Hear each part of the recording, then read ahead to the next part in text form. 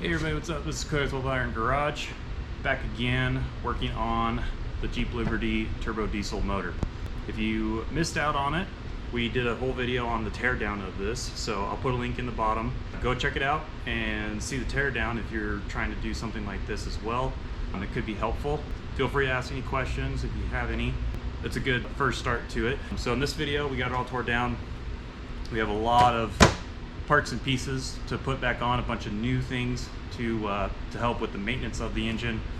This is going into a 2006 Jeep Liberty, and there's a lot of routine maintenance items that have to go on. The motor in that Liberty is bad, and we found this one in a junkyard. So we're just going through it, making sure that everything is replaced while it's as easy as possible to work on it, and just doing some very important maintenance items and upgrades and anything that we need to do in order to make this right, so when we put it in, we don't have to work on it when it's in the engine bay. Those engine bays are pretty tight, really hard to work on, so now's the best time to do it. A few things before we go over all the parts. I would highly recommend, if you are doing something like this, that you grab one of these. It's a Daimler Chrysler 2005 or 2006 service manual for these Liberty motors, for these Liberty Jeeps, and super helpful. Highly recommend it. Probably do not want to tear into one of these without having the technical reference guide to help out.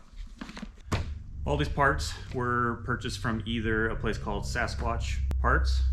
I believe it's just Sasquatch Parts. I'll put a link into it with all the different items, and then as well as idparts.com. Come check out the parts. Okay, so what we got here is, first of all, the camshaft tool. This holds the gears in place when you are torquing down and loosening the bolts for the camshafts. Highly recommended. I'll put a link down in the description for all these parts, just so you can access it yourself. This piece, pretty interesting. It's the viscous heater delete pulley. I got it from a place called WW Diesel. Basically what it does is, kind of a picture right here on his instructions. There's a viscous heater item on the Jeep, and basically what it does is it just preheats the coolant that is going into your heater so you can warm up faster. Kind of unnecessary, it's not really needed. This will delete it, remove the compressor system from the engine, make it run cleaner and better. Oil drain plug for the oil pan. This one you don't have to screw and unscrew, it's just a little valve that you can undo. Highly recommended. Probably the most important maintenance item in this entire kit that we're doing is the timing belt. These Jeeps are very particular. These timing belts have to be replaced either every 6 years or every 100,000 miles. We don't know the mileage on this engine, and the old timing belt looked like it was about ready to break anyways, and so this is a must-do on any of these motors. Got new Bosch plugs for the motor. Another item that is great to do, high failure point, is these rocker arms. Got the whole kit at Sasquatch Parts, and if you're going all the way down to redo the timing belt, it's not that much harder to also do these. So it's a cheap insurance policy, really.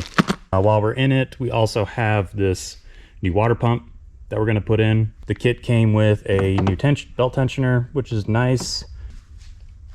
Got new gaskets, of course, for everything that we're working on, and of course we are going to put in a new turbo. This one is a rebuilt unit, but it has been upgraded, so you can actually pump out a little bit more power out of it. And it's just a nice little upgrade. The turbos on these motors are prone to failure, and this one's been rebuilt and addresses those weak points. So it'll be a lot stronger, a lot more reliable, and will last a lot longer. Without further ado, we're gonna go ahead and jump into the building up of this motor. And make sure too, guys, if you like what's going on with this video series, or you like the other videos on our YouTube channel, please like and subscribe. Super appreciate your support, and we hope to bring you more and more valuable content. So stay tuned as we build this thing up.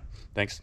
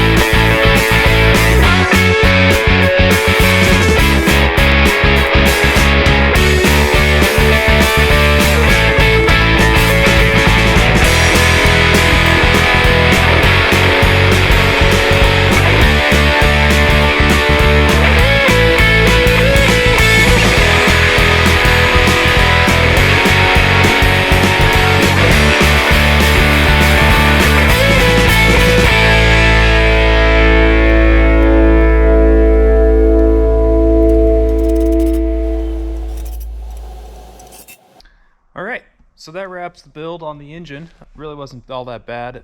Highly recommend if you guys are going to do a build like this that you get one of these service manuals. This is a 2006 motor, 2005 service manual. They work for either year. Maybe get a discount, I don't know.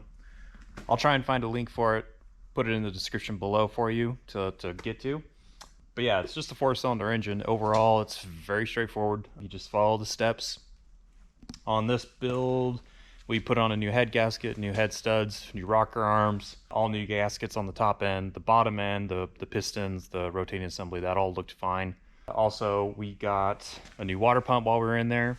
We put on a new turbo. This one is upgraded. It's a stock replacement, but upgraded internals for the prone failure points that these turbos typically have on these motors. Also, definitely replace the timing belt because that is a service item that has to get done. And I could see why, because the old timing belt was getting plastic and brittle, whereas the new one looked really good. Got all the parts from Sasquatch Parts and idparts.com. I'll post a link to everything that I ordered on this kit so that if you're doing this build, you can also order these parts. Everything came in really fast, which is really nice right now. Highly recommend going through those 2 source suppliers. They were great to work with, didn't have any issues at all. And the components and everything look really good. So that's a wrap on the engine build. So thanks for watching. If you like what we're doing here, once again, please like and subscribe, and we appreciate you guys watching. Thanks.